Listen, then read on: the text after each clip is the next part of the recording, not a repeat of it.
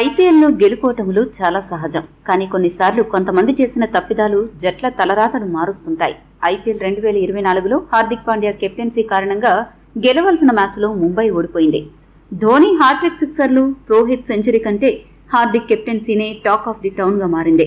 రాబోయే మ్యాచ్లో హార్దిక్ పాండ్యా చేయాల్సిన పనులు ఏంటి, సరిదిద్దుకోవాల్సిన విషయాలు ఏంటి, చేసిన తప్పులు ఏంటి అనే విషయమై సీనియర్ ఆటగాడు గవాస్కర్ కీలక విశ్లేషణ చేశాడు. ఈ మ్యాచ్లో ముంబై జట్టు ఓడిపోయింది అనడం కంటే హార్దిక్ పాండ్యా కెప్టెన్ గా ఆటగాడిగా చేసిన తప్పులే ముంబైని ఓడించాయి అని చెప్పాల్సి వస్తుంది. అందుకు కొన్ని బలమైన కారణాలు ఉన్నాయి. హార్దిక్ పాండ్యా మధ్య ఓవర్లలో స్పిన్నర్లతో బౌలింగ్ చేయించలేదు. అలా ఎందుకు చేశాడో ఎవరికీ తెలియదు. శివన్ దుబే ఫాస్ట్ బౌలర్లను అంత బాగా కొడుతున్నప్పుడు స్పిన్నర్లకు కనీసం ఒక ఓవరైనా అవకాశం ఇచ్చి ఉండాల్సిందే. కానీ హార్దిక్ పాండ్యా అలా చేయలేదు. దీనికి తోడు బౌలర్లను రొటేషన్ చేయడంలో దారుణంగా ఫెయిల్ అయ్యాడు.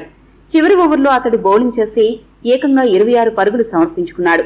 హార్దిక్ పాండ్యా ధోనికి వేసిన బంతులను గమనిస్తే కష్టమైన బంతుల్లాగా ఏమాత్రం అనిపించలేదు. ధోని ఎలాంటి బంతులేస్తే సిక్సర్లు కొడతాడో సరిగ్గా అలానే బంతులను వేసి ధోనికి 3 లడ్డూలు ఇచ్చాడు. ఎలాంటి వ్యూహం లేకుండా బౌలింగ్ చేశాడు. వైవిధ్యం ఎంత మాత్రం లేదు. ఇలాంటి మైండ్ సెట్ తో మ్యాచ్లు గెలవడం అనేది చాలా కష్టం. ఇక బ్యాటింగ్ కు వచ్చిన హార్దిక్ పాండ్యా అత్యంత కీలక సమయంలో అండగా ఉండకుండా 6 బంతులాడి కేవలం 2 పరుగులు చేశాడు.